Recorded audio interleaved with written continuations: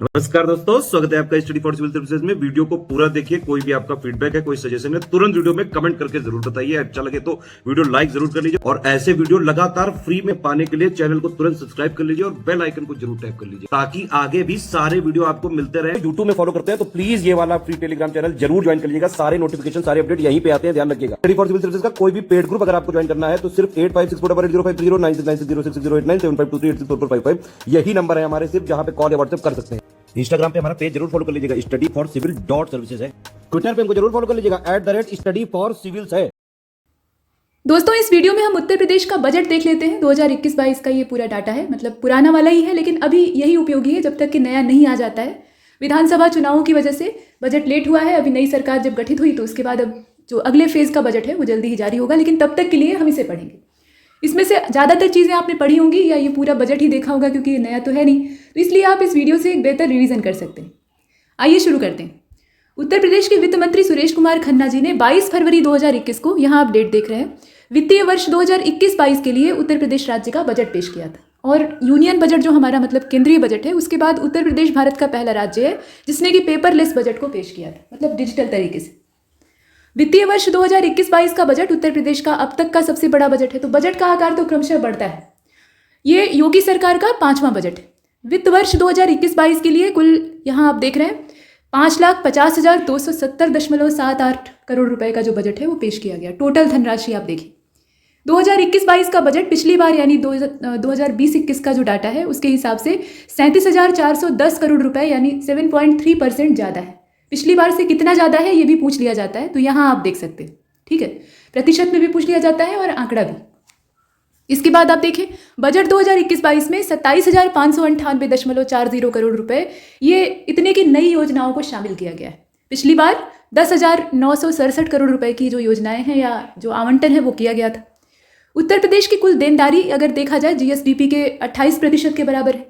ये छोटे छोटे जो आंकड़े हैं ये अक्सर स्टेटमेंट में दे दिए जाते हैं और पूछा जाता है कि बताइए सही है या गलत। और इसमें सबसे ज़्यादा बाजार ऋण है, सबसे ज़्यादा जो इसमें शेयर है वो किसका है, बाजार ऋण का है, और वो है 19.2 यानी 19.2%। जब बजट जारी किया जाता है तो उसके कुछ विषय होते हैं, मतलब थीम के तौर पे रखा जाता है कुछ, जैसे कि एक साल के बजट का केंद्र बिंदु क्या होगा। वैसे तो सारी योजनाओं और सारे कार्यों का उसमें धन आवंटन होता है या रूपरेखा होती है, लेकिन कुछ मुख्य फोकस वाले एरिया होते हैं। तो इसमें आप देख रहे हैं कि 2017-18 का जो बजट था उसका मेन फोकस था किसान पे यानी कृषि पर। इसके बाद जो 2018-19 का बजट पेश किया गया उसमें औद्योगिक विकास पर बल दिया गया। 2019-20 के बजट में महिला सशक्तिकरण की बात कही गई और 2020-21 का जो बजट था उसमें यहाँ आप देख रहे हैं युवाओं की शिक्षा, कौशल संवर्धन, रोजगार और मूलभूत जो अवस्थापना और तुरंत न्याय की पद्धति है उसको दुरुस्त करने पर बल दिया गया। मतलब मेन फोकस इतनी सारी चीज़ों पर था। जबकि 2021-22 का जो अभी वाला बजट हम लोग देख रहे हैं, जो कि अभी तक के लिए लेटेस्ट ही है, इसमें स्वावलंबन से सशक्तिकरण की बात कही गई। यहाँ आप देख रहे हैं सशक्तिकरण गलत लिखा हुआ है, सशक्तिकरण में त पे बड़ी की मात्रा होगी और ये सशक्त शब्द से बना हुआ है, न कि शक्ति शब्द से। ठीक है, तो शक्ति से जोड़कर देखिएगा तो आप मात्रा गलत करेंगे। फिलहाल स्वावलंबन से सशक्तिकरण। ठीक है, ये इस बार का थीम था। अब देखते हैं कि अगले बजट का थीम वाक्य क्या होता है। अब यहाँ एक टेबल बनी हुई है जो कि आपके लिए बहुत ज़्यादा महत्वपूर्ण है और थोड़ा सा ये ट्रिकी भी है, क्योंकि इसके जो फैक्ट हैं वो आपको याद होने चाहिए। कुल प्राप्तियाँ कितनी है, तो इसमें आप देख रहे हैं 5,06,181.84 करोड़ रुपए ये कुल प्राप्तियाँ हैं। और व्यय कितना है वो भी देख लेते हैं। प्राप्त तो इतना हुआ, व्यय यानी खर्चा कितना है, तो 5,50,270.78 करोड़ रुपए ये व्यय है। राजस्व बचत कितनी हुई, तो यहाँ आप देख सकते हैं ये 23,210.09 करोड़ रुपए यानी 1.07 जो जीएसडीपी है उसका ये ठहरता है। और राजकोषीय घाटे की अगर बात करें, इसे थोड़ा बड़ा कर लेना चाहिए, आप देख सकते हैं यहाँ पर। तो राजकोषीय घाटा 90,729.80 करोड़ रुपए यानी 4.17 ऑफ जीएसडीपी, यहाँ पर आप देखिए। तो कुल प्राप्तियाँ अगर 2021-22 के हिसाब से देखी जाए तो 5,06,181.84 करोड़ रुपए ये आप देख चुके हैं। अब यहाँ एक एक करके इनका डिवीजन देखते हैं। तो राजस्व लेखे की प्राप्तियाँ, मतलब अलग अलग हिस्सों की प्राप्तियाँ कितनी कितनी है उनको देखते हैं। तो राजस्व लेखे की प्राप्तियाँ कितनी है, तो यहाँ आप देख रहे हैं कि 4,18,340.44 करोड़ रुपए माने 36.4%, 36.4% पिछले वर्ष से ज़्यादा। और इसके साथ ये भी डाटा है, यहाँ आप देखें कर राजस्व कितना है, तो कर राजस्व था इसमें 3,05,740.30 करोड़ रुपए, जबकि करेत्तर यानी कर से अलग जो कर के अलावा राजस्व होता है उसकी बात करें तो उसमें 25,421 ये आंकड़ा आप देखिए 25,421.67 करोड़ रुपए, ये आपका क्या है, करेत्तर राजस्व है, कर के अलावा। और केंद्र सरकार से जो सहायता अनुदान प्राप्त हुआ है, कभी कभी योजनाओं में पूरी तरह से जो धन आवंटन है वो राज्य सरकार के द्वारा नहीं किया जाता है किसी भी कारणवश, तो उसके बाद केंद्र सरकार की ओर से कुछ सहायता प्राप्त होती है। अब इसमें सहायता अनुदान की अगर बात देखी जाए इस पूरे बजट सत्र में, तो वो 87,178.47 करोड़ रुपए है, यानी अच्छा खासा है। इसके बाद जो अगली प्राप्ति है वो हमारी पूंजी लेखे की प्राप्ति है। तो पूंजी लेखे की प्राप्ति में कुल मिलाकर यहाँ अगर देखा जाए तो इसकी प्राप्ति की मात्रा कितनी है ये आप देख लीजिए, 87,841.40 करोड़ रुपए। अब इसमें राज्य सरकार का आंतरिक ऋण जो है वो 83,409 करोड़ रुपए है लगभग। इसमें पॉइंट वाला डाटा अगर आपको नहीं भी याद है तो जो मेन आंकड़ा है उतना भी अगर आप याद रखते हैं तो भी काम बन जाएगा। केंद्र सरकार से कर्ज तथा अग्रिम वाला जो पूरा फैक्ट है या पूरा अमाउंट है उसकी बात करें तो 2100 करोड़ रुपए या 2100 करोड़ रुपए ये इसमें बैठता है। और ऋणों और अग्रिमों की वसूलियां तो ये 2332 करोड़ रुपए होता है। तो ये तो हमने कुल प्राप्तियां देखी, यानी प्राप्त कितना हुआ। अभी कुल व्यय देख लेते हैं कि खर्चा कितना हुआ। तो खर्चा हुआ 5,50,270.78 करोड़ रुपए। कहाँ कहाँ कितना खर्च हुआ, तो इसमें राजस्व लेखे पर जो व्यय हुआ है यानी खर्चा हुआ है वो हुआ है 3,95,130। ठीक है, ये डाटा आप देखिए।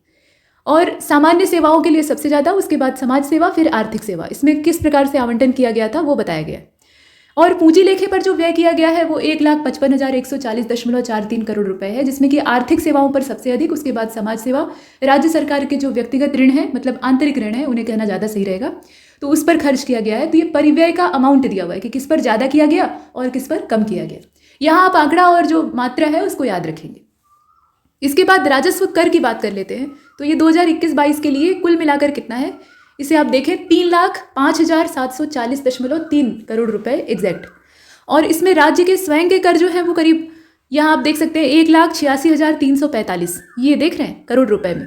और केंद्रीय कर का हिस्सा इसमें कितना था, तो 1,19,395.3 करोड़ रुपए ये राज्य के स्वयं के हैं और ये केंद्रीय कर।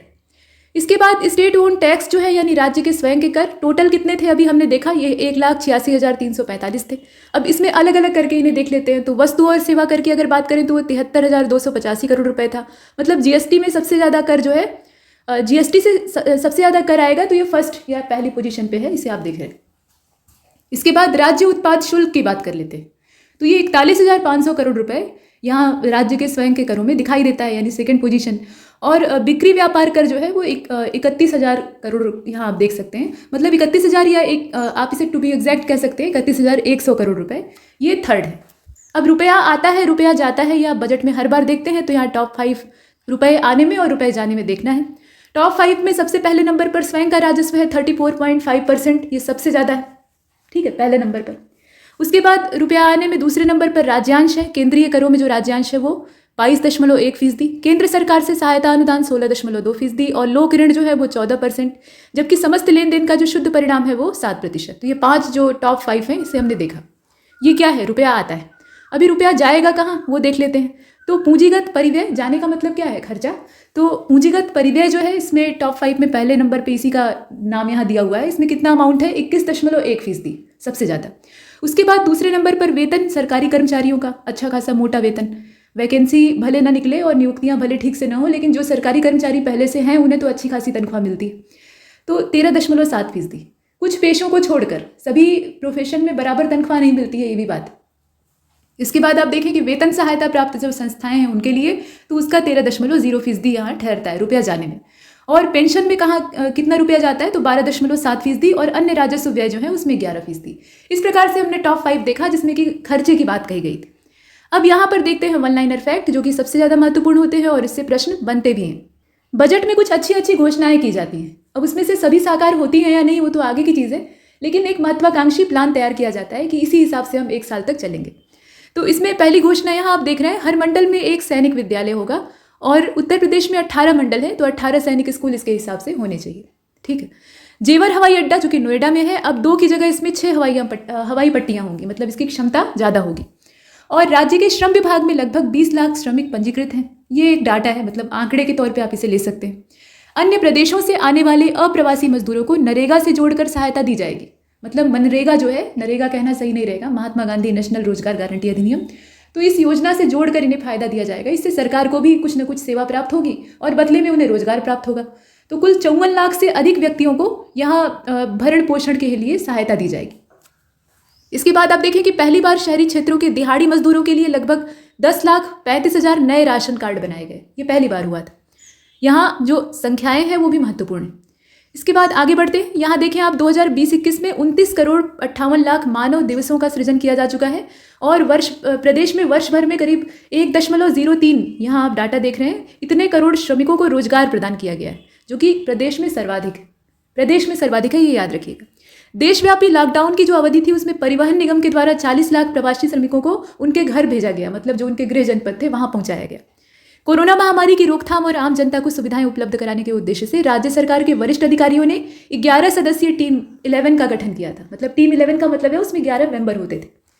तो टीम 11 का संबंध है किससे है, वैसे 4 विकल्प देकर आपसे पूछा जा सकता है। हालांकि इतने सीधे प्रश्न तो नहीं आते हैं, लेकिन फिर भी। अब इसके बाद आप देखें कोविड-19 टेस्टिंग क्षमता 0 से बढ़ाकर 2 लाख प्रतिदिन की गई। जांच, हालांकि जांच करने में सरकार का भी नुकसान है।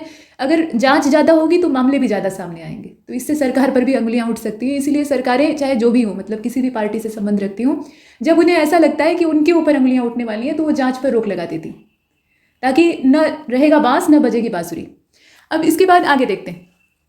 तो मतलब प्रदेश में कोरोना की जांच हेतु यहाँ उत्तर प्रदेश की बात हो रही है, तो इसमें आप देखें कि 125 लैब और निजी क्षेत्र में 104 लैब क्रियाशील हैं। इन लैबों में कोरोना की अच्छी खासी या जो एक प्रामाणिक जांच है वो होती। मुख्यमंत्री जन आरोग्य योजना का लाभ प्रदेश के किसानों को भी प्राप्त होगा। मिशन शक्ति का संबंध महिलाओं की सुरक्षा से, वो मिसाइल वाला मिशन शक्ति जो है वो तो अलग चीज़ है, लेकिन यहाँ अगर उत्तर प्रदेश की बात होगी तो उसमें मिशन शक्ति का संबंध महिलाओं से। राज्य सरकार ने कोरोना महामारी के बाद पिछड़े क्षेत्रों में त्वरित निवेश प्रोत्साहन नीति 2020 की घोषणा की थी। ये नीति आप याद रखिएगा, और इसके अंतर्गत चीज़ें क्या हैं वो भी देखिएगा। इसके अंतर्गत राज्य सरकार के द्वारा प्रदेश के पूर्वांचल, मध्यांचल, बुंदेलखंड जैसे जो क्षेत्र हैं वहाँ पर 9 औद्योगिक इकाइयाँ या जो नई औद्योगिक इकाइयाँ हैं उनको फास्ट ट्रैक मोड में आकर्षक प्रोत्साहन दिया गया। मतलब त्वरित सहायता आप कह सकते हैं या त्वरित प्रोत्साहन कह सकते हैं। इसके बाद आप देखिए बंद पड़ी परिसंपत्तियों को पुनर्जीवित करके पब्लिक प्राइवेट पार्टनरशिप जो है उसके मोड में औद्योगिक पार्क या क्लस्टर के तौर पर स्थापित किए जाने का फैसला लिया गया है। और इस हेतु Uttar Pradesh state spinning company की बंद पड़ी जो कताई मिल है उनकी परिसंपत्तियों का जीर्णोद्धार किया गया है। अब महान क्रांतिकारी शहीद ठाकुर रोशन सिंह के नाम पे, यहाँ आप नीचे वाला डाटा देख रहे हैं, प्रदेश के प्रत्येक जनपद में पुलिस आवासों का नामकरण किया जाएगा। ठाकुर रोशन सिंह का जन्म उत्तर प्रदेश के शाहजहांपुर जिले में जो गांव है नवादा, वहाँ पर हुआ था 22 जनवरी 1892 को। गांधी जी द्वारा जो आंदोलन चलाया गया था, मतलब कौन सा आंदोलन, तो असहयोग आंदोलन, उसमें रोशन सिंह ने बढ़ चढ़कर अंग्रेजी हुकूमत के खिलाफ लोहा लिया था।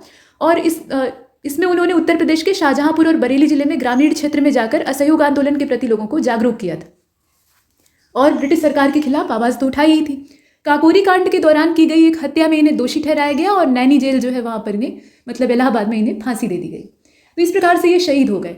तो आज देश इन्हें स्मरण करता है या करना चाहिए। और ऐसे बहुत सारे शहीद हैं, सिर्फ रोशन सिंह ही नहीं, बहुत से ऐसे हैं जिनके नाम ही हम नहीं जानते, लेकिन कम से कम जिनके नाम जानते हैं उन्हें यथोचित सम्मान मिलना चाहिए, तो इसलिए ये रखा गया। इसके बाद आप आगे देखें, प्रदेश में ईज ऑफ लिविंग का लक्ष्य प्राप्त किया जाना हमारे विभिन्न कार्यक्रमों का केंद्र बिंदु है। हर घर जल, हर घर बिजली, जो बेसिक सुविधाएं हैं उनकी बात हो रही है। हर गांव में सड़क और हर क्षेत्र में बैंकिंग सुविधा उपलब्ध कराई जाएगी। मतलब जीवन स्तर को आसान बनाना ये उद्देश्य है। Ease of living, water, electricity, road and banking, मतलब इन क्षेत्रों में लाइफ में ईजीनेस होनी चाहिए। इसके बाद आप देखें, प्रधानमंत्री जनधन योजना के अंतर्गत 31 जनवरी 2021 तक 7 करोड़ 2 लाख बैंक खाते खोले जा चुके हैं। इनका अमाउंट आप देख सकते हैं। और 5 करोड़ 12 लाख खातों के रुपे डेबिट कार्ड निर्गत किए जा चुके हैं। वित्तीय वर्ष 2021-22 के बजट का केंद्र बिंदु प्रदेश के समग्र और समावेशी विकास द्वारा प्रदेश के विभिन्न संवर्गों का स्वावलंबन से सशक्तिकरण है। मतलब वही जो बजट का उद्देश्य है वो यहाँ दिखाई दे रहा है।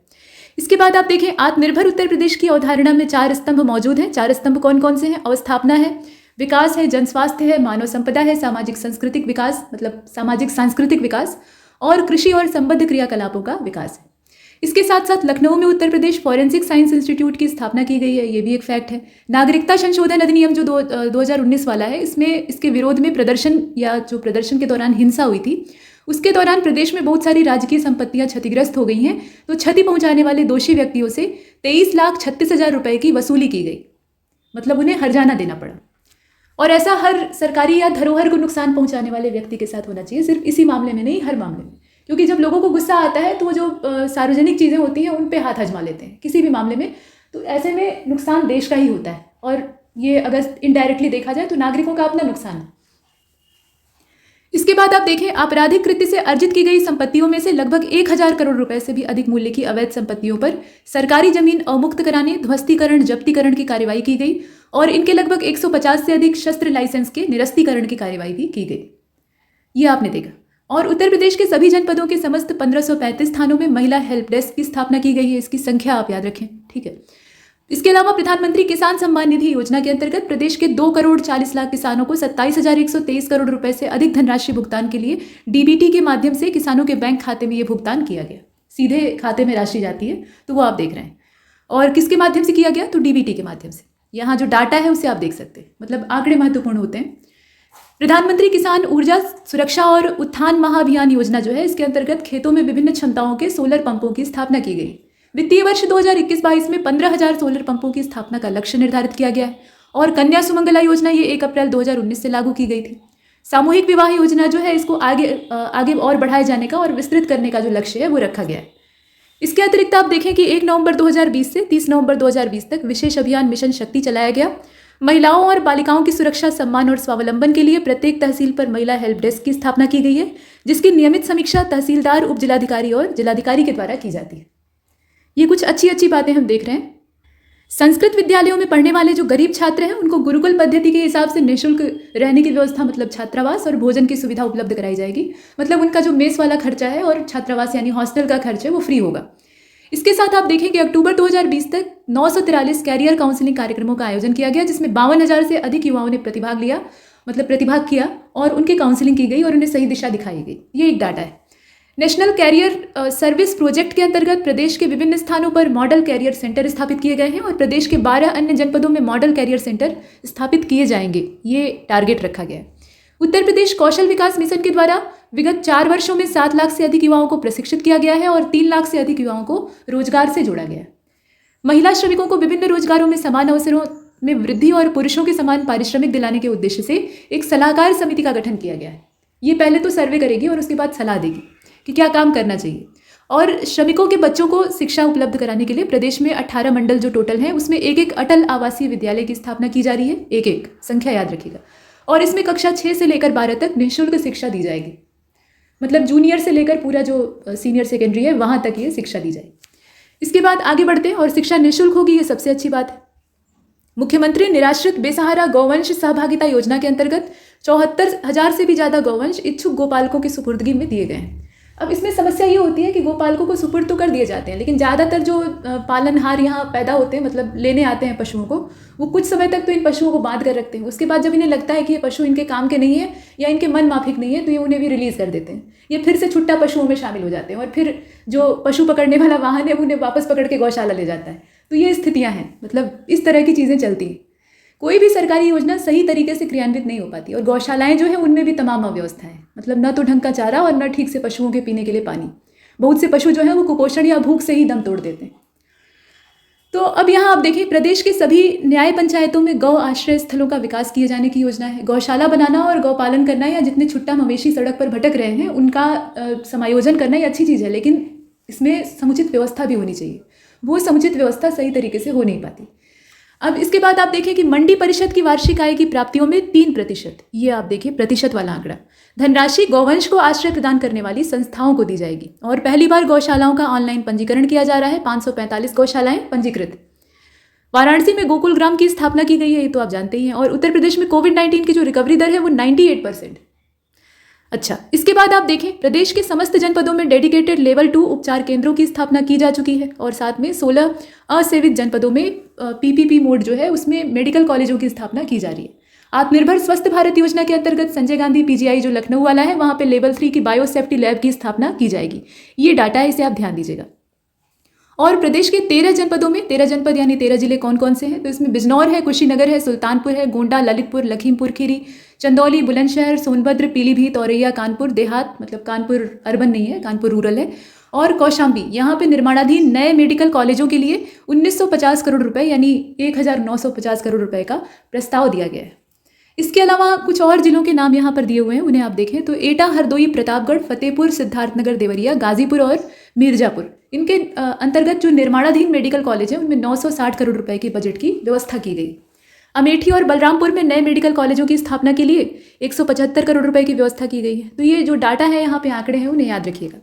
माननीय अटल बिहारी वाजपेयी चिकित्सा विश्वविद्यालय लखनऊ की स्थापना हेतु 100 करोड़ रुपए का प्रावधान किया गया है और निर्धन आबादी की असाध्य रोगों के लिए चिकित्सा हेतु 100 करोड़ रुपए का प्रस्ताव दिया गया है। 2 अखिल भारतीय आयुर्विज्ञान संस्थान ये गोरखपुर और रायबरेली में स्थापित करके जो आउटडोर सेवाएं हैं, यानी बाहरी जो सुविधाएं हैं, स्वास्थ्य सुविधाएं हैं, उनको शुरू किया जाएगा। मतलब ये शुरू हो चुकी हैं अभी तक। और प्रदेश के विभिन्न जनपदों में वर्तमान में 2104 आयुर्वेदिक, 254 यूनानी और 1576 होम्योपैथिक जो चिकित्सालय हैं, उसके साथ साथ उतना ही नहीं, 8 आयुर्वेदिक कॉलेज और उनसे संबद्ध चिकित्सालय, 2 यूनानी कॉलेज और उनसे संबद्ध चिकित्सालय, 9 होम्योपैथिक कॉलेज और उनसे संबद्ध चिकित्सालय मौजूद हैं। इतना लंबा डाटा है ये। प्रदेश में 2 राजकीय औषधि निर्माणशालाएं, एक तो लखनऊ और दूसरा पीलीभीत में काम कर रही हैं और 651 नगरीय निकाय जो हैं वो QCI से प्रमाणित है। मतलब ये ODF है, यानी खुले में शौच से मुक्त है। इसके अलावा 11,909 वार्ड जो है वहाँ डोर टू डोर अपशिष्ट संग्रहण का काम किया जाता है। मतलब घर घर से कचरा इकट्ठा किया जाता है। स्वच्छ सर्वेक्षण के सतत रूप में अगर देखा जाए तो रैंकिंग जो इसमें की गई है, ये जो सर्वेक्षण होता है इसमें राज्यों की रैंकिंग की जाती है, अलग अलग श्रेणियाँ होती हैं। तो रैंकिंग में उत्तर प्रदेश वर्ष 2020 में देश में 7वें स्थान पर था। यहाँ जो पोजीशन है इसे आप देख रहे हैं, वर्ष और पोजीशन याद रखिएगा। Ease of doing business ranking में पिछले 3 वर्षों में उत्तर प्रदेश पूरे देश में द्वितीय स्थान पर नजर आया है। Ease of doing business ranking जो है, मतलब बिजनेस के मामले में सुविधाजनक स्थान के तौर पे यूपी का 2nd पोजीशन। राज्य सरकार की सुनियोजित शासन प्रणाली और वर्ष 2017 से लेकर 22 तक की जो औद्योगिक निवेश और रोजगार प्रोत्साहन नीति है, उसकी घोषणा के साथ साथ 20 क्षेत्र विभिन्न नीतियों के लिए, जो कि विशिष्ट नीतियां हैं, उनके क्रियान्वयन के उद्देश्य से प्रदेश में उद्यमशीलता, नवाचार और मेक इन यूपी को बढ़ावा देते हैं। तो ये जो औद्योगिक विकास नीति है, मतलब ये एक तरह से औद्योगिक निवेश और प्रोत्साहन नीति कही जाती है, जो कि औद्योगिक नीति है असल में। इसका पूरा जो फेज है इस 2017 से लेकर 2022 तक का है। तो इसके लिए कुछ फैक्ट आप पढ़ लीजिएगा। इसके साथ आप देखें कि जो ऑपरेशनल एयरपोर्ट्स हैं उनकी संख्या 4 से बढ़कर 7 हो गई। ये एक महत्वपूर्ण डाटा है जिसे आप यहाँ देख रहे हैं। अयोध्या जनपद में जो निर्माणाधीन एयरपोर्ट है, इसका नाम मर्यादा पुरुषोत्तम श्री राम हवाई अड्डा अयोध्या होगा और इसके लिए 101 करोड़ रुपए के बजट की व्यवस्था की गई है। कुशीनगर एयरपोर्ट को भारत का 29वां अंतर्राष्ट्रीय एयरपोर्ट घोषित किया गया है और शीघ्र ही उत्तर प्रदेश में 4 अंतर्राष्ट्रीय एयरपोर्ट, और ये 4 अंतर्राष्ट्रीय एयरपोर्ट कौन कौन से हैं? लखनऊ, वाराणसी, कुशीनगर और गौतम बुद्ध नगर होंगे। ठीक है।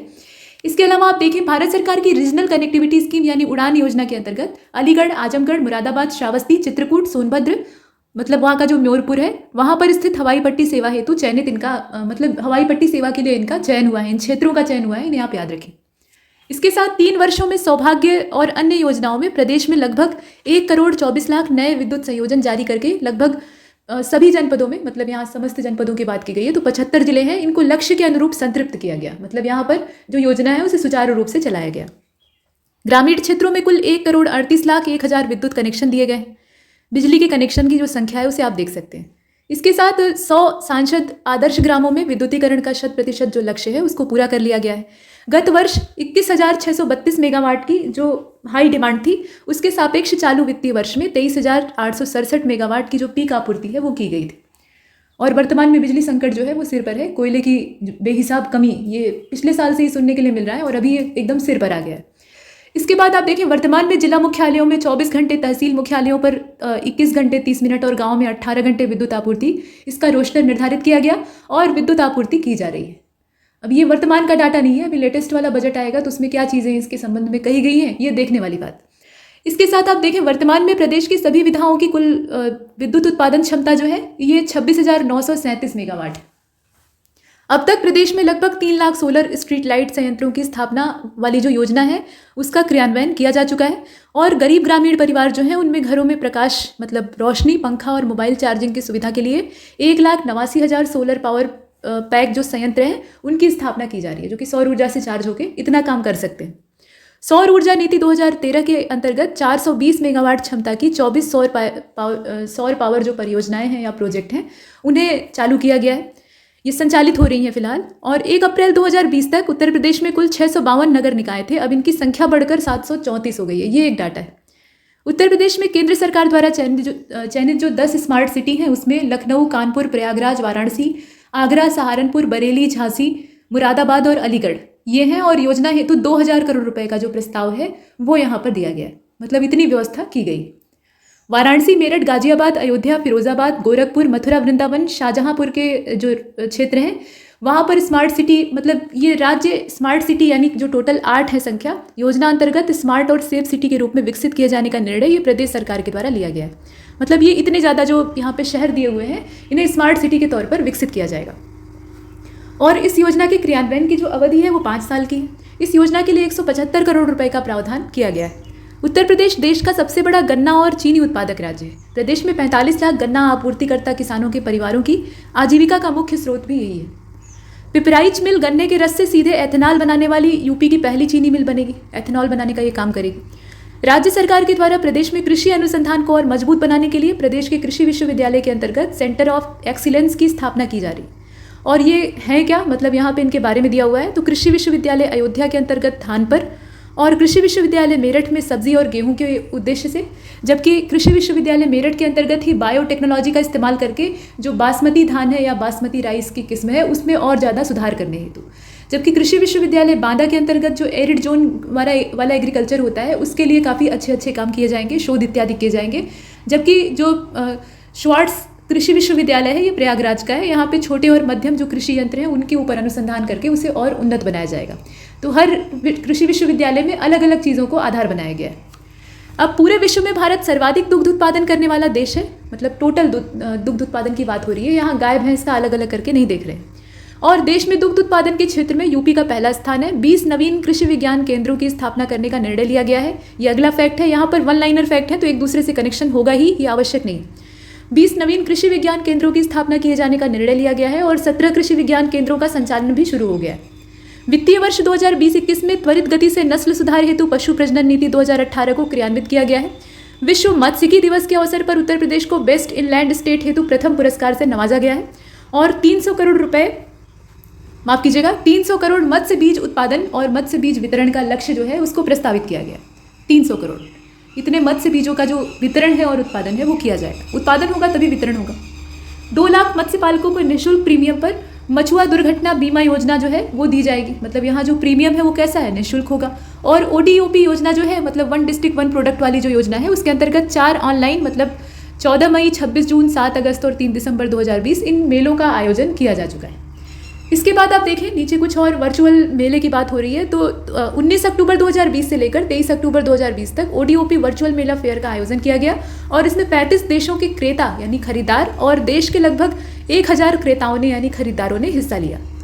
इन लोकल उत्पादों को प्रोत्साहन देने के लिए ये आयोजित किए जाते हैं। कृषि क्षेत्र के बाद हथकरघा उद्योग प्रदेश का सर्वाधिक रोजगार देने वाला विकेंद्रीकृत कुटीर उद्योग है और प्रदेश में लगभग 2 लाख हथकरघा बुनकर और लगभग 1,10,000 हथकरघे। ठीक है। वित्तीय वर्ष 2021-22 में वस्त्रोद्योग के क्षेत्र में 25,000 रोजगार सृजन का लक्ष्य रखा गया है और उत्तर प्रदेश इलेक्ट्रॉनिक्स विनिर्माण नीति 2017 में नोएडा, ग्रेटर नोएडा, यमुना एक्सप्रेसवे को इलेक्ट्रॉनिक मैन्युफैक्चरिंग जोन के तौर पर विकसित किया गया है। ये जो क्षेत्र है ना इसमें विनिर्माण नीति के अंतर्गत, उनको याद रखिएगा। इसमें कौन कौन से हैं? ग्रेटर नोएडा है और यमुना एक्सप्रेसवे। इसके बाद आप देखें उत्तर प्रदेश इलेक्ट्रॉनिक्स विनिर्माण नीति 2020 से लेकर 25 यानी 5 वर्ष के लिए, मतलब अगले 5 वर्षों में 4 लाख व्यक्तियों के लिए रोजगार सृजन करने के लिए तैयार है। और यमुना एक्सप्रेसवे में जेवर एयरपोर्ट जो है उसके नज़दीक में इलेक्ट्रॉनिक सिटी की स्थापना की जाएगी, जबकि बुंदेलखंड में रक्षा इलेक्ट्रॉनिक मैन्युफैक्चरिंग क्लस्टर जो है उसे इस्टेब्लिश किया जाएगा। ये सब लक्ष्य है। इसके साथ लखनऊ के नादरगंज में, यहाँ आप देख रहे हैं ये लखनऊ के नादरगंज में 40 एकड़ क्षेत्रफल में अत्याधुनिक सूचना प्रौद्योगिकी कॉम्प्लेक्स के निर्माण का प्रस्ताव है, जिसमें देश का सबसे बड़ा इंक्यूबेशन सेंटर बनाया जाएगा। और 2019-20 में बच्चों के चिन्हीकरण, पंजीकरण और नामांकन हेतु नवीन कार्यक्रम शारदा की शुरुआत की गई है और यह कार्यक्रम 2 चरणों में पूर्ण किया जाएगा। सैनिक स्कूल मैनपुरी, झांसी और अमेठी के कार्य को पूर्ण करने और जनपद गोरखपुर में एक नया सैनिक स्कूल बनाने का जो काम है उसके लिए 90 करोड़ रुपए का प्रस्ताव दिया गया है। वर्तमान में उत्तर प्रदेश के 16 राज्य विश्वविद्यालय, 1 मुक्त विश्वविद्यालय, 1 डीम्ड विश्वविद्यालय, 27 निजी विश्वविद्यालय और 170 राजकीय महाविद्यालय, इसके साथ 331 सहायता प्राप्त अशासकीय महाविद्यालय, साथ में 6531 स्व-वित्त पोषित महाविद्यालय संचालित। प्रदेश के असेवित मंडलों में प्रत्येक मंडल में 1 राज्य विश्वविद्यालय की स्थापना कराई जाएगी, जो अपने आप में बड़ा ही महत्वाकांक्षी लक्ष्य है।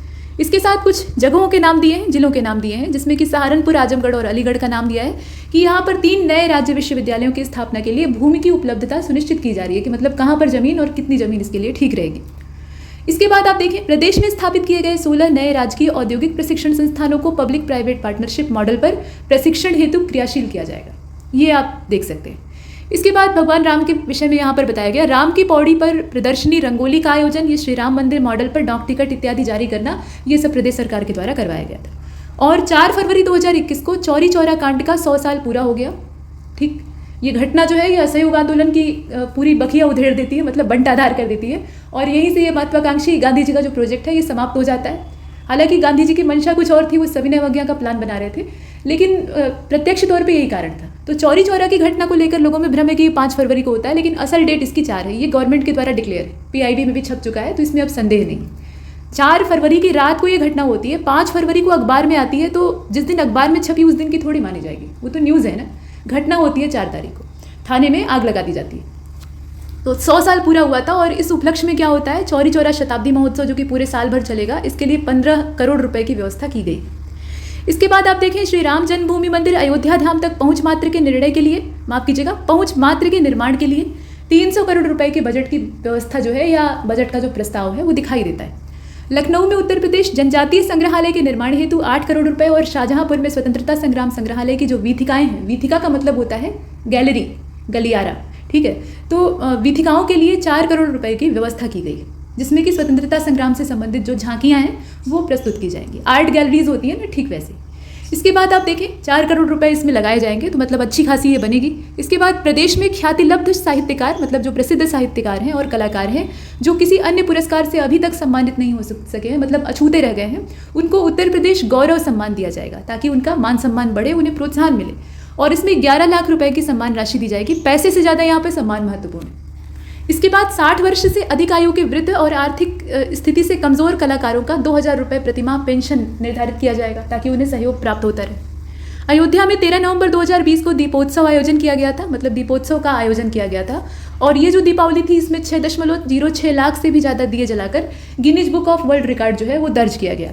और भारतीय वन सर्वेक्षण की जो वन स्थिति रिपोर्ट 2019 है, अभी नई वाली आ चुकी है, ठीक है, तो नया वाला जो डाटा है वो इसमें अपडेट हो जाएगा। फिलहाल प्रदेश का 9.19% हिस्सा जो था वो वनावरण और वृक्षावरण से घिरा हुआ था। जरा बताइए कि 2021 वाला जो डाटा जारी हुआ है उसके हिसाब से क्या स्थिति है? वर्तमान में वनावरण और वृक्षावरण कुल मिलाकर प्रदेश में कितने % ठहरता है, ये आपके लिए क्वेश्चन है, ठीक है। अभी यहाँ देखें अगर, तो 5 जुलाई 2020 को वृक्षारोपण महाअभियान में एक ही दिन में 25.87 करोड़ रुपए का करोड़ पौधों का जो रोपण है वो किया गया। मतलब 25.87 करोड़ पौधे इतने सारे रोपे गए, और वो भी एक ही दिन में। रोप देना बड़ी बात नहीं होती है, लेकिन महाआयोजन के तौर पर, मतलब प्रदर्शन के तौर पर रोप दिया गया। अब इन्हें जीवित रखना अपने आप में चुनौतीपूर्ण है। अगर इतने जी गए तो यही अकेले जंगल बना देंगे, लेकिन जीवित रहेंगे तभी। और वृक्षारोपण तो बहुत बड़े पैमाने पर होते हैं, लेकिन पौधे जी नहीं पाते, पर्याप्त संरक्षण नहीं मिलता है। अभी 28 जुलाई 2020 को अनेक स्थलों पर अधिकतम प्रजातियों के पौधे रोपण करके Guinness book of world record में नाम दर्ज कराया गया। और राज्य में बाघों की संख्या की अगर बात करें तो 117, ये वर्ष 2014 में थी, वहाँ से बढ़कर ये 173 हो गई 2018 में, बाघ गणना के हिसाब से। अंत्योदय की कल्पना हमारे विद्वान मनीषी पंडित दीनदयाल उपाध्याय जी ने की थी, और कुष्ठ दिव्यांगजनों को पुनर्वासित करने और उनके जीवन को और बेहतर बनाने के उद्देश्य से 2500 करोड़ रुपए की जो राशि है वो प्रतिमाह प्रति लाभार्थी दी जाती है। और इसके लिए 39 करोड़ रुपए का जो बजट है, मतलब 39 करोड़ रुपए का बजट में प्रावधान किया गया है। मुख्यमंत्री व्यापारी दुर्घटना बीमा योजना के अंतर्गत प्रति लाभार्थी देय धनराशि को 5 लाख रुपए से बढ़ाकर 10 लाख रुपए यानी ठीक दुगुना कर दिया गया है। और अब तक 356 लाभार्थियों को व्यापारी दुर्घटना बीमा का लाभ दिया गया है। प्रयागराज में राष्ट्रीय कृषि विधि विश्वविद्यालय की स्थापना करने का निर्णय लिया गया है। पीछे जो वन सर्वेक्षण आप देख रहे थे ना, वो 2019 का पुराना डाटा था, इसलिए उसमें से जो लाइनें थी उन्हें हटा लिया गया, क्योंकि वो आपके लिए उपयोगी नहीं है। अभी जो नया वाला डाटा आ चुका है उसे हम UPGK में कवर करेंगे, और वो अलग से भी कवर हो चुका है, ठीक है। तो पुराना डाटा वहाँ पे पढ़ना कोई उद्देश्यपूर्ण चीज़ नहीं, सिर्फ तुलना करने के लिए पढ़ सकते हैं, अदरवाइज नए फैक्ट ही आपके पास होने चाहिए। और ये बजट की भी जानकारी तभी तक आपके लिए उपयोगी है जब तक कि नया वाला नहीं आ जाता है। अब इसके बाद आप देखें कि जनपद प्रयागराज में राष्ट्रीय कृषि विधि विश्वविद्यालय की स्थापना किए जाने का निर्णय लिया गया है, तो ये एक अच्छी चीज़ है। और दिल्ली से महेंद्रनगर, पोखरा और नेपालगंज, अयोध्या से जनकपुर, लखनऊ, रूपेडीहा जो क्षेत्र है और नेपालगंज, वहाँ तक के लिए अंतर्राष्ट्रीय बस सेवा का संचालन शुरू किया गया है। इसमें कौन कौन से क्षेत्र कनेक्ट होते हैं उन्हें आप देख लीजिएगा। आगे बढ़ते हैं। प्रदेश के 23 प्रमुख बस स्टेशनों को पब्लिक प्राइवेट पार्टनरशिप पद्धति पर विकसित किए जाने का फैसला किया गया है। और निर्भया योजना के अंतर्गत 50 AC बसों का, जो कि पिंक बस होंगी यानी महिलाओं की बसें होंगी, उनकी सेवाओं को संचालित किए जाने का फैसला किया गया है। आपदा प्रबंधन हेतु आपदा से पहले जो चेतावनी दी जाती है और राहत संबंधी महत्वपूर्ण जानकारियां वो किसानों तक आसानी से पहुंच सके, इसके संबंध में application integrated early warning system जो है उसको तैयार किया गया है। किसान जो है वो आपदाओं से सबसे ज़्यादा प्रभावित होते हैं और अपने देश में अभी भी समय इतना बदल गया है और विज्ञान इतना आगे विकसित हो चुका है, लेकिन मौसम आधारित कृषि अभी भी ज़्यादा है। कृषि ऐसी चीज़ ही है कि मौसम इस पर असर डालेगा, लेकिन टेक्नोलॉजी काफ़ी हद तक मौसम के ऊपर निर्भरता कम कर सकती है, तो वो अभी किसानों की पहुँच में नहीं, इसीलिए नुकसान भी बड़े पैमाने पर होता है। तो समय से पहले चेतावनी देकर कुछ हद तक नुकसान को कम किया जा सकता है, लेकिन इससे बहुत ज़्यादा फायदा नहीं होगा, क्योंकि समय से पहले चेतावनी देने का क्या मतलब है? खेत में फसल है और चेतावनी जारी हुई कि ओले बरसने वाले हैं। अब किसान क्या कर सकता है? खेत के ऊपर कोई बड़ा निर्माण तो करवा नहीं देगा कि भाई ओले ना गिरे। तो ये बहुत ज़्यादा व्यवहारिक नहीं है, लेकिन हाँ कुछ हद तक सहायता कर सकता है। अब इसके बाद आप आगे देखें, राज्य वस्तु और सेवा कर तथा मूल्य संवर्धित कर से राजस्व संग्रहण का जो लक्ष्य है वो रखा गया है 1,04,385 करोड़ रुपए निर्धारित, मतलब इतना निर्धारित किया गया है। और 2019-20 में मार्च 2020 तक का जो डाटा है 6,556 गाँवों को परिवहन सुविधा से सेवित किया गया है, मतलब परिवहन सुविधा उपलब्ध कराई गई। आबकारी शुल्क से राजस्व संग्रहण का लक्ष्य जो है वो 41,500 करोड़ रुपए का है। स्टाम्प पंजीकरण से राजस्व संग्रहण का जो लक्ष्य है वो कितना रखा गया है, तो वो 25,500 करोड़ रुपए का निर्धारित किया गया है। वाहन कर से राजस्व संग्रहण का जो लक्ष्य है वो 9,350 करोड़ रुपए का है, जबकि उत्तर प्रदेश बजट 2021 में शिक्षा के क्षेत्र हेतु जो धनराशि आवंटन है वो 75,410 करोड़ रुपए। ये 2021 वाला डाटा, मतलब पुराने बजट के हिसाब से। और देखिए यूपी बजट 2021 में कितने शहरों में राज्य स्मार्ट सिटी योजना को शुरू करने की घोषणा की गई है, ये प्रश्न उत्तर वाले मोड में दिया है, तो इसमें टोटल है 8। ये चीज़ हमने अभी पीछे देखी है। और साथ में ये भी कहा है कि मनरेगा के तहत धन आवंटन कितना किया गया है, तो वो 5,548 करोड़ है। प्रश्न उत्तर वाला जो फॉर्मेट होता है उसमें आसानी से याद होता है कोई चीज़। अब इसके बाद आप देखिए उत्तर प्रदेश बजट 2021 में महिलाओं को कुपोषण से मुक्ति दिलाने हेतु और समर्थ बनाने के उद्देश्य से कितना धन आवंटन किया गया है, तो 5,088 करोड़ रुपए है, जबकि स्वास्थ्य सुविधाओं के लिए कुल राशि आवंटन अगर देखा जाए तो ये 21,077 करोड़ रुपए है, मतलब ये बहुत ज़्यादा है। हालांकि जितनी आवश्यकता है उतना नहीं है, लेकिन फिर भी अधिक। अब इसके बाद यहाँ मिशन शक्ति के दूसरे चरण की बात की गई है, जो कि बाल दिवस 14 नवंबर के मौके से शुरू हुआ। अब मिशन शक्ति का दूसरा चरण ये 21 अप्रैल मतलब 180 दिन तक चलेगा, तो ये चल चुका है कुल मिलाकर, ये बीती हुई बातें हैं। इस अभियान के दौरान इसमें देखने लायक चीज़ क्या है? चलेगा ये तो काम हो गया, मतलब ये पूछा नहीं जाएगा, लेकिन इसके अंदर के जो फैक्ट है, मतलब मिशन शक्ति के अंतर्गत क्या योजना है, क्या प्लान है सरकार का, वो आपसे पूछा जा सकता है।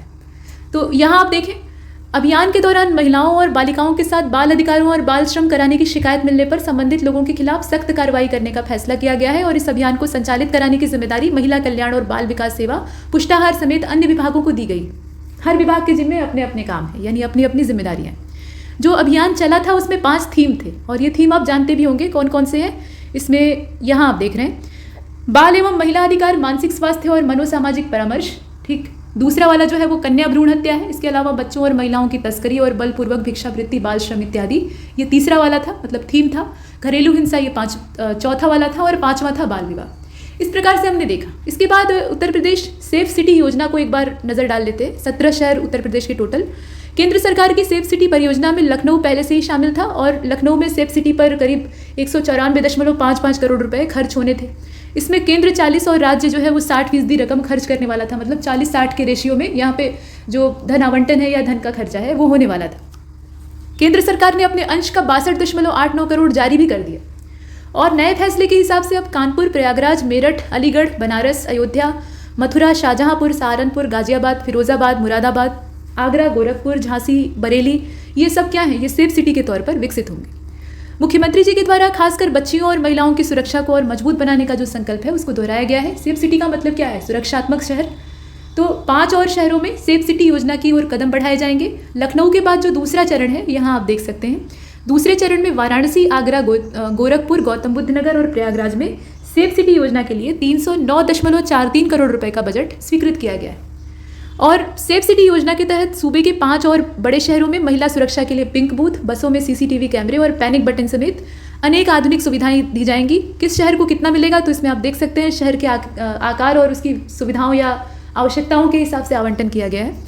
तो आगरा शहर के लिए 4.98, गोरखपुर के लिए 32.45, गौतम बुद्ध नगर के लिए 132 करोड़ और प्रयागराज के लिए 90 करोड़, वाराणसी के लिए 50 करोड़ रुपए, ये इसमें आवंटन या इतना जो निर्धारण है वो किया गया है। उल्लेखनीय है कि केंद्र सरकार ने निर्भया कांड के बाद महिलाओं की सुरक्षा के लिए अहम योजना की परिकल्पना की थी, और प्रदेश में इस योजना के तहत लखनऊ को चुना गया था। अब अन्य शहरों में इसके विकास का सिलसिला शुरू हो गया है, और दूसरी ओर सरकार ने न्यायालयों, प्रमुख धार्मिक स्थलों तथा औद्योगिक प्रतिष्ठानों की विशेष सुरक्षा के लिए अपने संकल्प को आगे बढ़ाया है। उत्तर प्रदेश विशेष सुरक्षा बल UPSSF जो है, इसमें 120 करोड़ रुपए का आवंटन किया गया है ताकि इस विशेष बल के भवनों से लेकर 5 बटालियनों को खड़ा करने का जो काम है वो शीघ्र पूरा किया जा सके। मतलब इसकी जो 5 बटालियन है वो तैयार हो सके, इसके लिए ये आवंटन किया गया है। और मुख्यमंत्री योगी आदित्यनाथ जी ने UPSSF के गठन की घोषणा की थी, जिसके बाद एक बटालियन वजूद में आ चुकी थी, लेकिन बाकियों को विकसित करना ये अपने आप में एक चैलेंज था, तो यहाँ आवंटन करके वो निर्धारण किया गया है। पुलिसकर्मियों की आवासीय सुविधाओं को बेहतर बनाने के लिए तरजीह दी गई। गवाहों को सुरक्षा देने के लिए 4.65 करोड़ ये सरकार ने कानून व्यवस्था को सुदृढ़ बनाने के उद्देश्य से किया है। और विटनेस प्रोटेक्शन फंड में करीब 4.65 करोड़ रुपए दिए हैं ताकि गवाही देने में कोई हिचकिचाए ना। और PAC को करीब 20 करोड़ रुपए मिले हैं। मतलब Uttar Pradesh police sports control board जो है, इसके लिए 32 सीटर बस और PAC कंपनियों के लिए नए वाहन और 20 करोड़ रुपए की व्यवस्था इत्यादि, इस तरह के कुछ सुधार वाले काम किए गए। अभी यहाँ पर कुछ आवंटित धनराशि का जो पूरा खाका है उसको टेबल में देख लेते हैं। मतलब कौन सी योजना या परियोजना के लिए कितने धनराशि का आवंटन किया गया, और उससे जुड़े हुए कुछ अन्य तथ्य भी अगर महत्वपूर्ण है, मतलब परीक्षा उपयोगी हैं, तो भी जान लेते हैं। अब इसमें कानपुर मेट्रो रेल परियोजना में कुल आवंटन है 11,076 करोड़ रुपए। 2021-22 में ये करीब 597 करोड़ रुपए के हिसाब से यहाँ दिखाई देता है। आगरा मेट्रो रेल परियोजना में कुल लागत जो है वो कितनी है, तो ये 8,380 करोड़ है। और 2021-22 में ये 478 करोड़ रुपए था। इसके बाद मुफ्त सिंचाई की अगर बात करें तो इसमें आप देख रहे हैं 700 करोड़ रुपए है। और अन्य तथ्यों को अगर देख लें तो नहरों और जो सरकारी नलकूप हैं, इसमें किसानों को मुफ्त पानी की सुविधा देना, ये इसका लक्ष्य है। इसके साथ कृषकों को रियायती दरों पर फसली ऋण उपलब्ध कराना, इसके लिए 400 करोड़ रुपए। कन्या सुमंगला योजना के लिए 1200 करोड़ रुपए। 1 अप्रैल 2019 से इस योजना को शुरू किया गया था। मर्यादा पुरुषोत्तम श्री राम हवाई अड्डा, ये अयोध्या वाला, इसके लिए 101 करोड़ रुपए। राम मंदिर से अयोध्या धाम जो है वहाँ तक सड़क बनेगी और उसके लिए 300 करोड़ रुपए खर्चे किए जाएंगे। अयोध्या में पर्यटन सुविधाओं के विकास के लिए 100 करोड़ रुपए खर्चा किया जाएगा। RRTS कॉरिडोर ये परियोजना है एक तरह की, जो कि दिल्ली, गाजियाबाद और मेरठ को कवर करेगी। इसके लिए जो टोटल बजट है या व्यय आप कह सकते हैं वो 1326 करोड़ रुपए का है, यहाँ आप देख रहे हैं। इसके बाद वाराणसी मेट्रो और गोरखपुर मेट्रो जो है, इसके लिए 100 करोड़ रुपए का प्रावधान। प्रधानमंत्री आवास योजना शहरी क्षेत्र वाली, इसके लिए 10,029 करोड़ रुपए का प्रावधान। अमृत कार्यक्रम के लिए 2200 करोड़ रुपए। स्मार्ट सिटी योजना के लिए 200 करोड़ रुपए। यूपी में अभी तक स्मार्ट सिटी यानी केंद्रीय स्मार्ट सिटी प्रोजेक्ट के तहत 10 है और 8 स्टेट स्मार्ट सिटी बनाने की बात कही गई है। तो टोटल अब जो यहाँ पे आप देख रहे हैं कि यूपी में टोटल जो 17 सेफ सिटी है वो मौजूद है। तो ये अलग अलग डाटा है। कुल मिलाकर आप पहले स्मार्ट सिटी को जानिए। कुल इसका जो बजट आवंटन है वो कितना है, 2000 करोड़ रुपए का है। इसके बाद मुख्यमंत्री समग्र संपदा विकास योजना है, इसके लिए 1000 करोड़ रुपए का प्रावधान किया गया है। प्रधानमंत्री आवास योजना ग्रामीण क्षेत्र के लिए 7000 करोड़ रुपए का किया गया है। और वित्तीय वर्ष 2021-22 में 6 लाख आवासों के निर्माण का लक्ष्य रखा गया था। 1107 करोड़ रुपए का आवंटन ये पूर्वांचल एक्सप्रेसवे के लिए, 860 करोड़ रुपए का गोरखपुर लिंक एक्सप्रेसवे के लिए, बुंदेलखंड एक्सप्रेसवे के लिए 1492 करोड़ रुपए और गंगा एक्सप्रेसवे के लिए परियोजना हेतु भूमि ग्रहण के लिए करीब 7200 करोड़ रुपए और निर्माण के लिए करीब 489 करोड़ रुपए का प्रावधान किया गया है। गंगा एक्सप्रेसवे के निर्माण हेतु भूमि अधिग्रहण की कार्यवाही प्रगतिमान है। कोविड-19 रोकथाम हेतु टीकाकरण योजना के लिए 50 करोड़ रुपए और जेवर हवाई अड्डा, ये 2000 करोड़ रुपए से इसका पूरा जो काम है उसका निर्धारण किया गया है। और जेवर में निर्माणाधीन जो एयरपोर्ट है उसमें हवाई पट्टियों की संख्या बढ़ाने का फैसला ही हमने शुरुआत में ही देखा था। ये 2 से बढ़ाकर 6 कर दी जाएंगी, इसकी क्षमता बढ़ जाएगी। आत्मनिर्भर कृषक समन्वित विकास योजना, इसके लिए 100 करोड़ रुपए और मुख्यमंत्री कृषक दुर्घटना कल्याण योजना जो है इसमें 600 करोड़ रुपए का आवंटन किया गया है।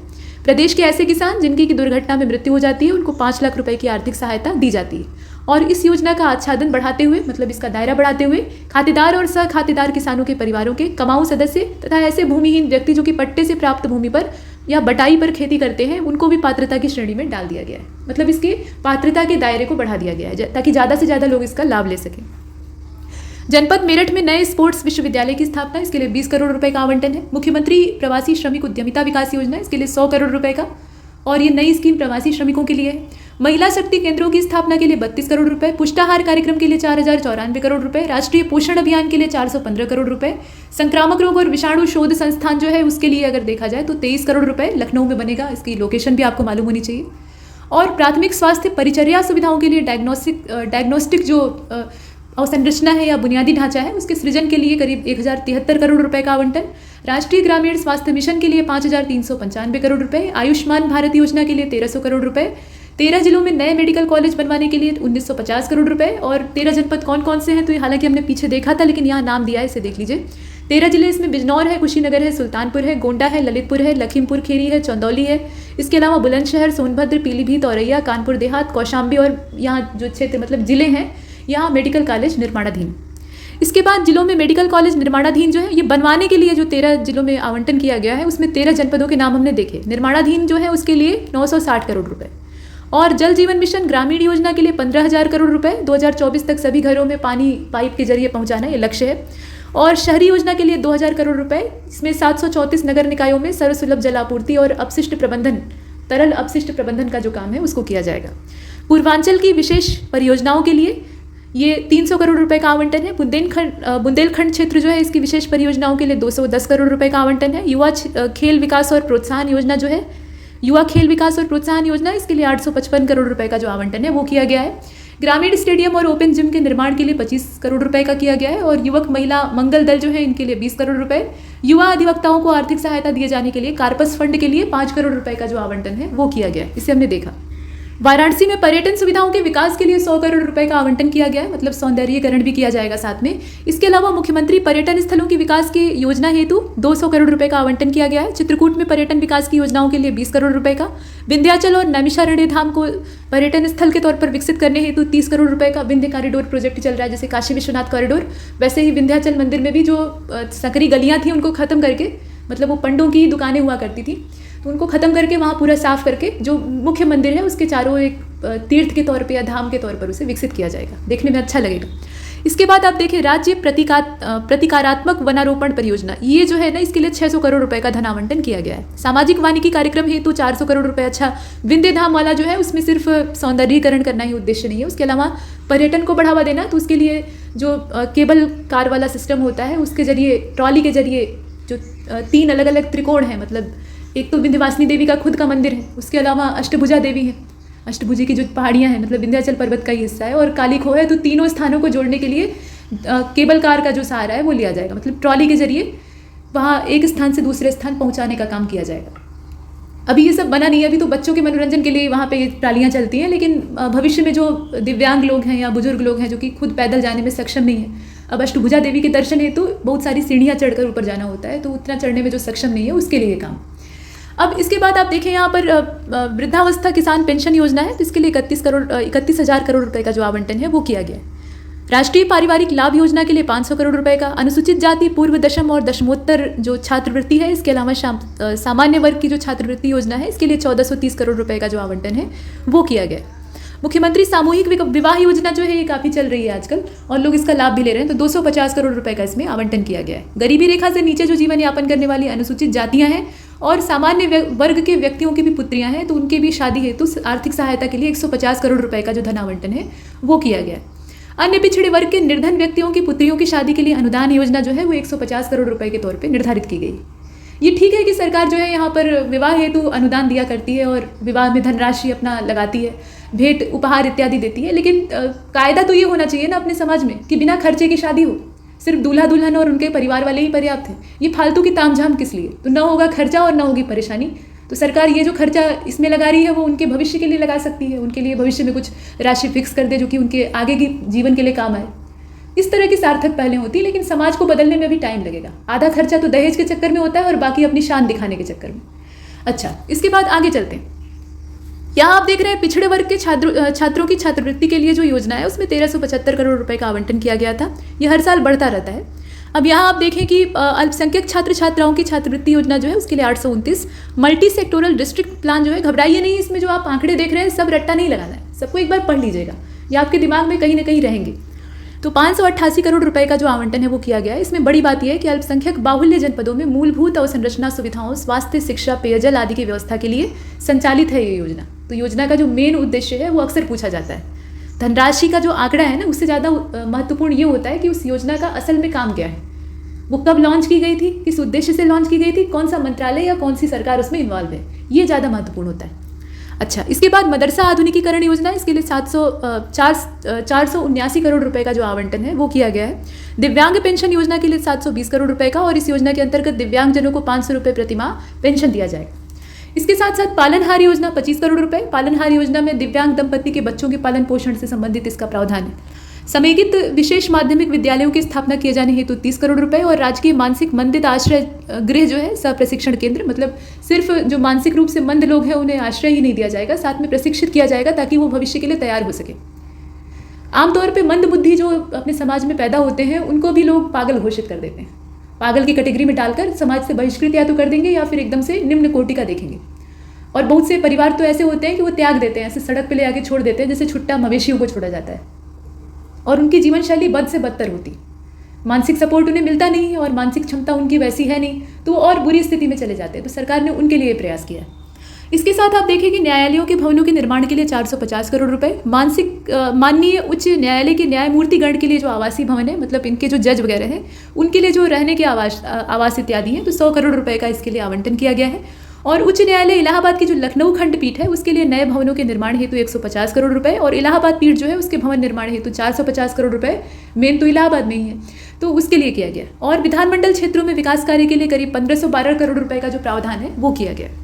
अभी नई योजनाओं को देख लेते हैं। कुछ नई योजनाएं जो कि 2021-22 में क्रियान्वित हो चुकी हैं। इसमें सक्षम सुपोषण योजना आप देख रहे हैं, और ये योजना जो है इसके अंतर्गत सूखे राशन के साथ साथ आंगनबाड़ी केंद्रों पर पंजीकृत 6 माह से लेकर 5 वर्ष तक के जो कुपोषित और एनीमियाग्रस्त बच्चे हैं, मतलब पंजीकृत बच्चों में ये देखा जाता है कि कुपोषण किन के अंदर है और एनीमिया किन को है, तो ऐसे बच्चों में 11 से 14 वर्ष की स्कूल न जाने वाली किशोरी बालिकाएं जो हैं उनको अतिरिक्त पोषण दिया जाएगा। मतलब जो एनीमिया ग्रस्त बच्चे हैं, कुपोषण के शिकार हैं उनको, और प्लस 11 से 14 वर्ष की जो किशोरी बालिकाएं हैं जो कि स्कूल नहीं जा रही हैं, तो उनको अतिरिक्त पोषण दिया जाएगा।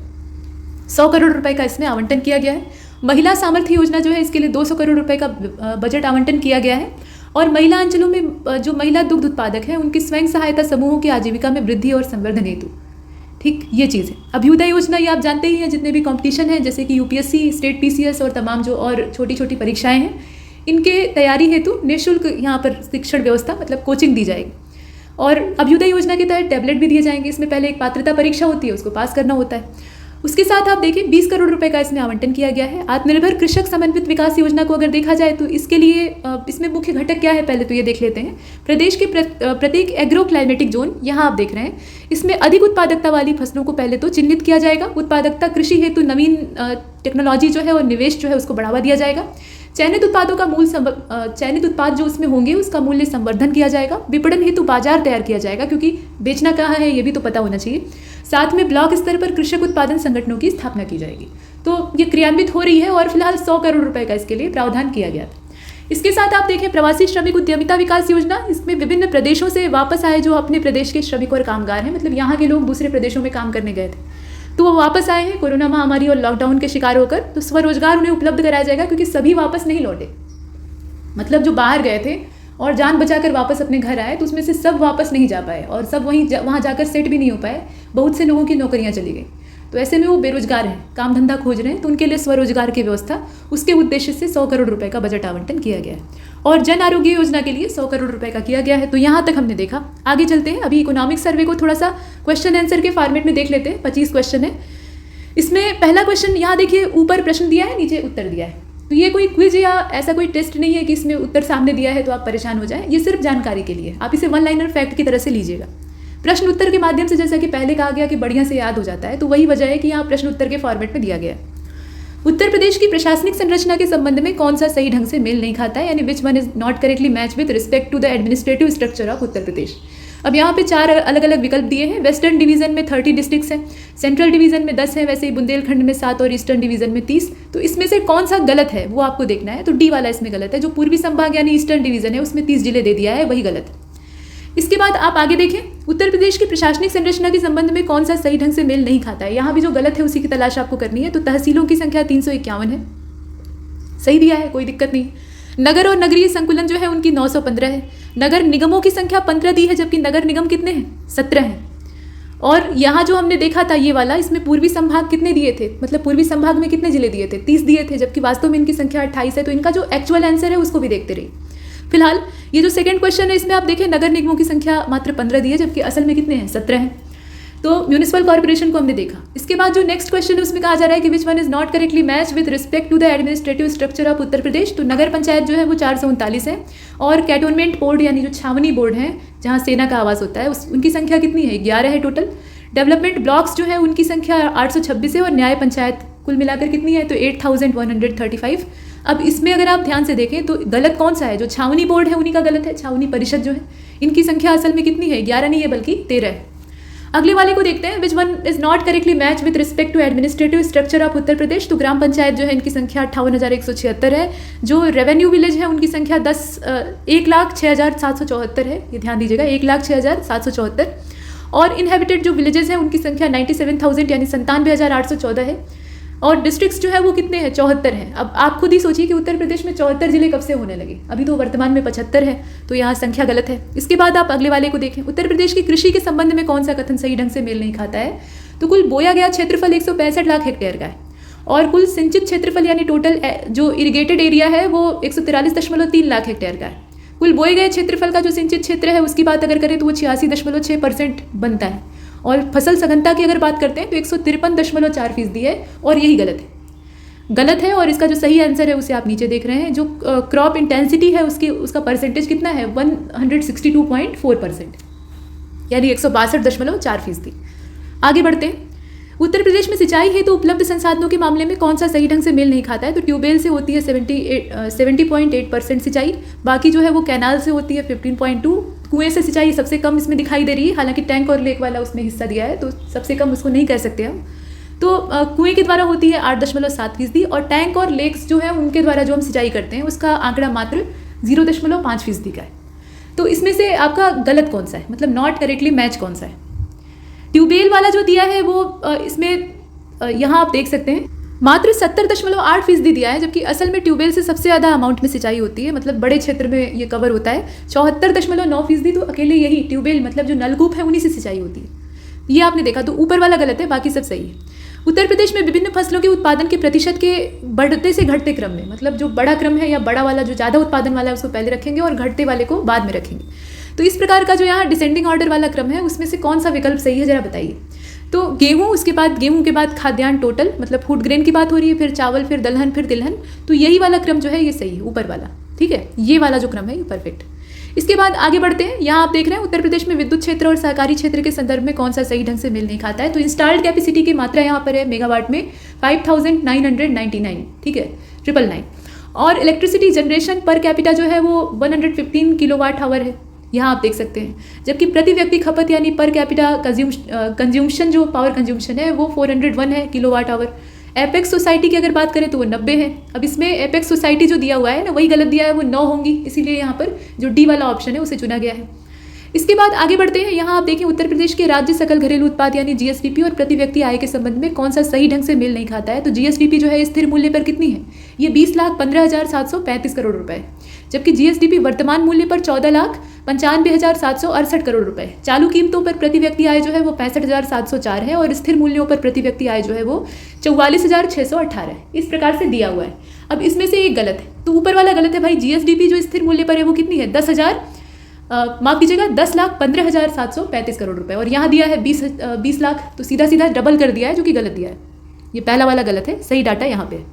इसके बाद अगले वाले को देखते हैं, वर्तमान मूल्य पर सकल जिला घरेलू उत्पाद 2019-20 के मामले में यूपी के जिलों का सही क्रम क्या है। तो सही क्रम इसमें ऊपर वाला ही है, गौतम बुद्ध नगर, उसके बाद आगरा और लास्ट में लखनऊ। इसके बाद आप देखें उत्तर प्रदेश की अर्थव्यवस्था के संदर्भ में निम्नलिखित में से कौन सा कथन गलत है। तो पहला वाला तो ठीक दिखाई दे रहा है कि 2019-20 में स्थिर मूल्यों पर सकल राज्य घरेलू उत्पाद की वृद्धि 3.8% और वर्तमान मूल्यों पर 6.5 रही थी, ये ठीक दिया है। और यूपी के केंद्रीय संभाग में सर्वाधिक सकल घरेलू उत्पाद दर्ज किया गया है, ये भी ठीक है। उत्तर प्रदेश के, लेकिन यहाँ जरा ध्यान दीजिए कि केंद्रीय संभाग जो है वहाँ पे सकल घरेलू उत्पाद जो है वो सबसे ज़्यादा दर्ज किया गया है। ये संभाग केंद्रीय संभाग नहीं है बल्कि पश्चिमी वाला संभाग है, ठीक है। यहाँ पर अगर देखा जाए तो जो डिवीज़न है उसमें जो वेस्टर्न डिवीज़न है वो आता है, न कि सेंट्रल डिवीज़न। तो ये बी वाला जो ऑप्शन है ये देखने में भले सही लगे लेकिन यही गलत है। बी वाला डाटा इसमें गलत है, बाकी सब सही है। तो बी वाले को छांट कर पहले तो उसका सही जान लीजिए। इसमें पश्चिमी संभाग जो है वहाँ पे सबसे ज़्यादा जीडीपी दर्ज किया गया है, लेकिन बाकी जो है उनको भी देख लीजिएगा क्योंकि ये सही फैक्ट है और यहाँ से प्रश्न बन सकते हैं। सी वाले में दिया हुआ था कि उत्तर प्रदेश के सकल घरेलू उत्पाद में सर्वाधिक प्रतिशत योगदान जो है वो टर्शियरी सेक्टर का है, और भारत की अर्थव्यवस्था में यूपी का योगदान 8% का है। इसके बाद आगे बढ़ते हैं, और आगे अब कुछ बचा नहीं है इसमें, ठीक है। ऐसा सिर्फ देखने में लग रहा है क्योंकि पेज यहाँ पर खत्म हुआ है और प्रश्न यहाँ से शुरू हुआ है, तो ये बीच में इतना ब्लैंक स्पेस। प्रश्न अभी खत्म नहीं हुए हैं, हम लोग इकोनॉमिक सर्वे के जो मोस्ट इंपॉर्टेंट फैक्ट है उन्हें प्रश्न उत्तर के जरिए कवर कर रहे हैं। तो कुछ और तथ्य बचे हुए हैं। यहाँ आप देखें कि उत्तर प्रदेश के द्वारा किस मद का सर्वाधिक निर्यात किया जाता है। तो यहाँ दूरसंचार उद्योग से संबंधित जो चीज़ें हैं उसका निर्यात किया जाता है 16%, और भैंसे के मांस का जो निर्यात है वो 10.17% किया जाता है। ये दोनों चीज़ें जो हैं ये सबसे ज़्यादा निर्यात की जाती हैं, बड़ी चीज़ है। अब इसके बाद आगे बढ़ते हैं। यहाँ देखें आप 2019-20 का जो सत्र है उसमें उत्तर प्रदेश का सबसे बड़ा निर्यात बाजार कौन सा देश रहा है, मतलब कौन से देश को यहाँ सबसे बड़े निर्यात बाजार के तौर पे या एक्सपोर्ट मार्केट के तौर पर देखा जाए तो इसमें से अमेरिका है। अमेरिका ही इस मामले में सबसे नंबर 1 है इस समय। इसके बाद आप देखिए उत्तर प्रदेश भारत में किन स्थानों में प्रथम स्थान पर है, प्रथम स्थान पर नहीं है, ध्यान दीजिएगा किन मामलों में प्रथम स्थान पर नहीं है। तो स्वच्छ भारत मिशन के अंतर्गत शौचालय निर्माण में यूपी का पहला स्थान है, जिनमें हम नहीं चुन रहे हैं तो इसका मतलब है कि वहाँ पर फर्स्ट पोजीशन पे है। तो शौचालय निर्माण के मामले में पहले स्थान पर है। सौभाग्य योजना के तहत बिजली का कनेक्शन देने के मामले में भी पहले स्थान पर है। और गन्ना, गेहूँ, आलू, हरी मटर, आंवला, दूध और आम इनके उत्पादन में भी पहले स्थान पर है। लेकिन ऑटोमोबाइल इंडस्ट्री की अगर बात करें तो इसमें यूपी का पहला स्थान नहीं है। इसके बाद आगे बढ़ते हैं। शुद्ध बोए गए क्षेत्र में जो शुद्ध सिंचित क्षेत्र है उसके 2015-16 के प्रतिशत के हिसाब से यूपी के टॉप 3 डिस्ट्रिक्ट्स कौन से हैं, तो इसमें बुलंदशहर पहले नंबर पे है, उसके बाद हापुड़ है, फिर मेरठ। इसके बाद आप देखें शुद्ध बोए गए क्षेत्र में शुद्ध सिंचित क्षेत्र के 2015-16 के प्रतिशत के हिसाब से निम्नतम 3 जिले कौन से हैं, तो महोबा जो है इसमें सबसे लोअर है या लोवेस्ट है। इसके बाद सोनभद्र, फिर बलरामपुर, इस प्रकार से नंबर आता है। सकल सिंचित क्षेत्रफल के सकल बोए गए क्षेत्र में 2015-16 के परसेंटेज के हिसाब से यूपी में शीर्ष 3 जिले कौन से हैं, मतलब टॉप 3 जिले कौन से हैं, तो बुलंदशहर, मेरठ, शामली, इस प्रकार से इसका क्रम है। इसके बाद आप देखें सकल सिंचित क्षेत्रफल के सकल बोए गए क्षेत्र के 2015-16 के प्रतिशत के हिसाब से निम्नतम 3 जिले कौन से हैं, तो महोबा, सोनभद्र, श्रावस्ती, क्रम आप याद रखिएगा। इसके बाद कुल मुख्य कामगारों में कृषि श्रमिकों का 2021 के प्रतिशत के हिसाब से यूपी में अगर यहाँ स्थान देखा जाए तो टॉप 3 डिस्ट्रिक्ट्स कौन से होते हैं, मतलब फर्स्ट, सेकेंड और थर्ड, तो कौशाम्बी इसमें पहले स्थान पे है, उसके बाद सोनभद्र है, फिर महाराजगंज। तो यहाँ तक हमने कुछ प्रश्नों को कवर किया है और इस पूरे बजट के सत्र में इतना ही। तब तक के लिए नमस्कार।